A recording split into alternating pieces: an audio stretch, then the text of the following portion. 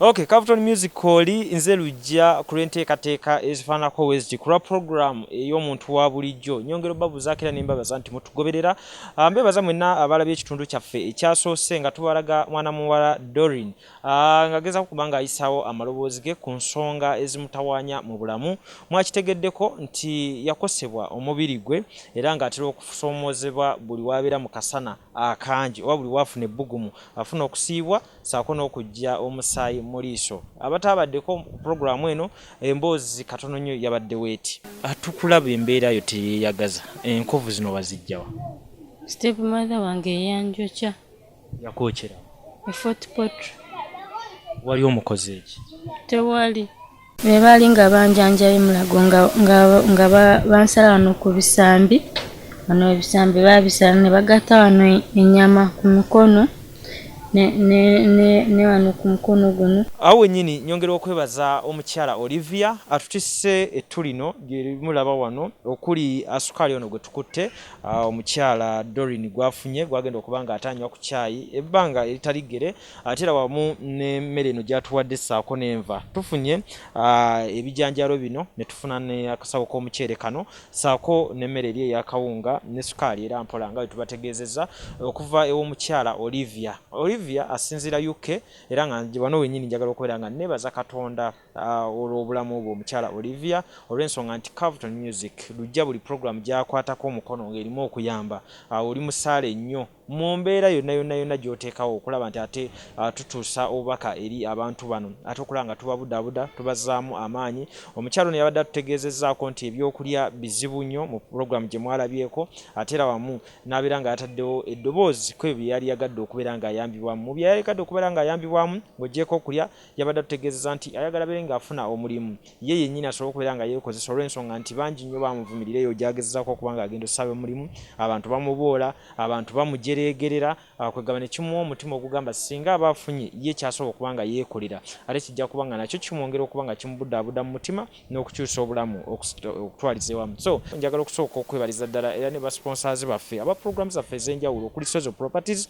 Sozo Properties bagula ebintu ebikozeeko eby'omu nnyumba, restaurants, gym, saloon ne kalonda yenna agwa mu kkoeri basanga bakireka Kamuli Road n'ennamba z'essimu nga woozirabaawo. Kato Accra Construction bano bazimba biodigester oba septic tank ez'omulembe guno ezitalya space ezitawunya ate nga ne ssente za kuteesa ate wamu n'okukola plan z'amayumba. Ennyumba yonna ey'ekirooto ky'oku bbeeyi dondolo banoonyeeko Nalukolongo ne ku nnamba z'essimu nga woozirabaawo ne WhatsApp namba yaabwe ate embeezi ebeere ng'enyuma bulungi nnyo. Abaziwa and Sons bo bakutereereza ekisenge kyo nga bakuwa amasuka amalungi bajja kuwa bed cover bakuwe duvet bakuwe towel ne kalonda agwa mukoyo basangibwa ku Mukwana Arcade saako n'ennamba z'essimu nga woozaba wansawo saako mukyala Maria Massa mukyala muyimbi mukyala muzadde ensonga z'abaana naye azitegeera bulungi nnyo era nga munoonye ku YouTube Mariam for Children oba Facebook page ye eya Mariam Music naye era ebeere ng'etambula bulungi nnyo. Saawa wennyini tugenda kubeera nga ate munzikiriza mbeere nga nkwasa omukyalo ono ebintu bye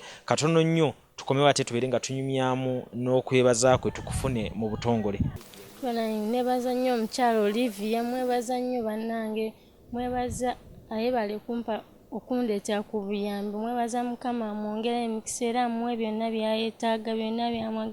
Sirina kye nsobola okumuwa, sirina kye nsobola okumwebaza naye Mukama Katonda ye yakebera emitima munda. Nebaza oyo omukyala ayebala nnyo ayebalire ddala Mukama amwongere ddala emikisa byonna by'ayaayaanira Mukama abimuwe bannange. Mukwebaza nnyo omukyala gwe simanyi bannange, simanyi kye nsobola okukola naye gwamanyi Mukama Katonda ye yamanyi yatutegeera emitima gyaffe yatutegeera emitima. Mukwebaza nnyo weebalire ddala mwebale kulaba akatambi kange era nsaba Mukama nammwe abateerewo musobole okukasaasaanya bonna basobole okumpa kubanga neetaaga ebintu bingi, neetaaga okwekozesa neetaaga okwekolera kuba nze sirina bwe nsobola ogera ne nsaba omulimu ne bagumpa banjeregajega neetaaga okwekozesa. Bebaza nnyo mwenna abalabye akatambi kange mwenna abakasaasaanya beesimanyi mwenna mwebale nnyo mwebalire ddala. Kale akaseera kano mukkirize twogereko ne Nalulungi waffe Dora kikiwe njogedde Nalulungi nga weesiseemu anti munnange Nesitemu lwa nsonga banjerega nnyo. Kati kya Nalulungi oliwawo kiwulira. Ndwawo kiwulira. Kati ze nkikuyise Nalulungi waffe gw'oliko. Neyanziza. Bwe bali kunyuma leero. Leero nno sinze ku luli. Leero olabise bulungi. Ebale kusiima. Abasajja tebakuntawaanyiza eno. Era bakutawaanya naye omanye ennaku yo n'obalekawo bulesi. Lwaki obalekayo abantu baffe eyo? Lwaki tobawa chance? Basobola okujja nga balina baagala kuzanyirako ate nze nga neetaaga future ennungi. Abasinga babeerawo nga bazanya. Baagala kuzanyirako nze neetaaga munange taata nga ndabemu ekitiibwa kye mulabise kwe ku kitiibwa nga nange nfumiddwa empeta. Oyagala mpeta anajja yenna ebeera empeta. Nakano kayise oyagala musajja kika kye musajja anaakusobola alina kuba na bisaanizo ki? Nze kisooka njagala musajja nanjagala nga bwendi. Ekyokubiri ng'afaayo. Weetaaga kino n'akuwa nga mukyala we. Ne mugamba munnaye mwami sirina za nviiri n'azimpa naye bw'aba tayina simukaka. Nga musobola okukwasaganya wamu ne mukola bw'ava ku mulimu n'agamba munange saafunye kino ne musobola kutuulaawo ne muteesa. Ebikulu by'oyagala musajja. Ebikulu byenjagala musajja ne muteesa n'agamba munange kumiro tetwakoze ne mutuula. Sosa okufuna ate najja n'ayomba n'akola ki ebyo bwe simwagala. Njagala gwe nteesa naye gwe nkwatagana naye ng'alinga mukwano gwange. Kale kikulu nnyo ekyo oyogedde ku taata ekitegeeza taata tomunyiigiranga ku bino byonna ebyaliwo. Munanze ndi mulokole. Omulokole butugamba sitaani alumba abantu n'ayitira mu bantu osobola okukyawa taatawo nga si yeye nga kiri kimuyingiddemu. Ne step mother wange simukyawanga. Nze ate nga mbadde njagala kugenda kumusiba. Mumusonyiwe. Katonda kino kye watuukako nze ndabira ddala omuntu bw'ati aba asaana kusibibwa. Kyo kituufu asaana kusiba naye omuleka tomanya Katonda kyayinza okukola. Osanga yalina omukola kibi kiyinza omuyitira mu mwana we oba nga yennyini ate ne kimukola we n'okusinga nze. Bagamba tusonyiwe nze namusonyiwa sirina buzibu naye.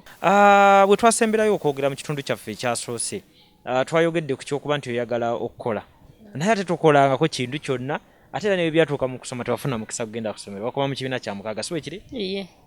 So nze ng'omuntu wano nsobola okubeera mu kamera n'enjogera ate bwonzira eri wabbali nsobola okugenda n'ensiga ekizimbe langi nekinyuma nnyo kitegeeza nyina ekyomumutwe kyemmanyi ate nayo kiba kikulu ku myaka gy'okuba ekyokumutwe kyotegeera singa oba oweereddwa omukisa n'ogenda mu masomero gano agasomesa ebyomumutwe kiki wali yagadde osoma naawe obeereko ky'omanya ng'omwana omuto emyaka gyo?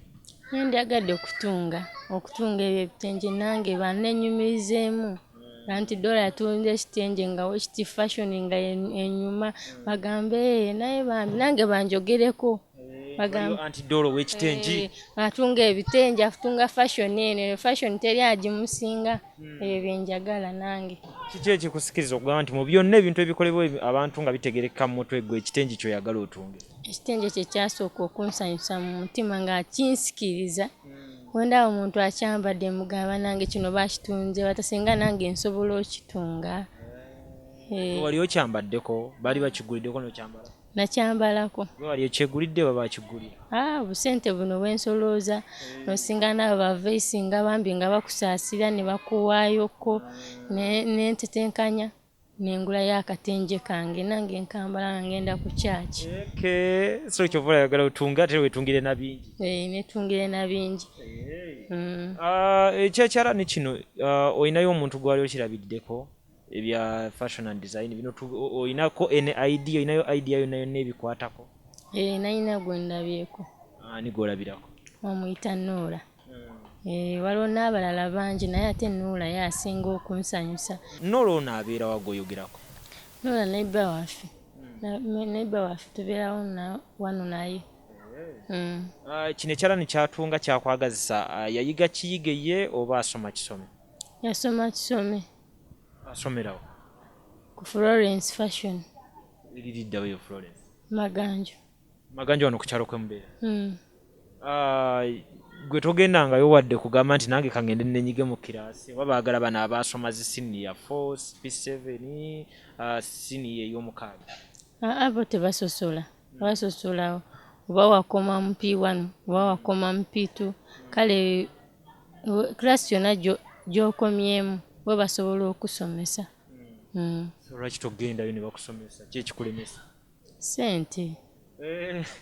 Akasente tewali obeera wenenya kirasi batera kusaba sente meka nola wali omubuuzizaako ebya sente? Basaba sente meka? Mitwalo 3 naye kisinziira gundi gy'osoma. Kale ebyanoola n'ebyokusoma ekirungi nti mukwano gwo mubeera kumpi wano. Ebisukka ku byokusoma ekintu ekyo kikulu nnyo.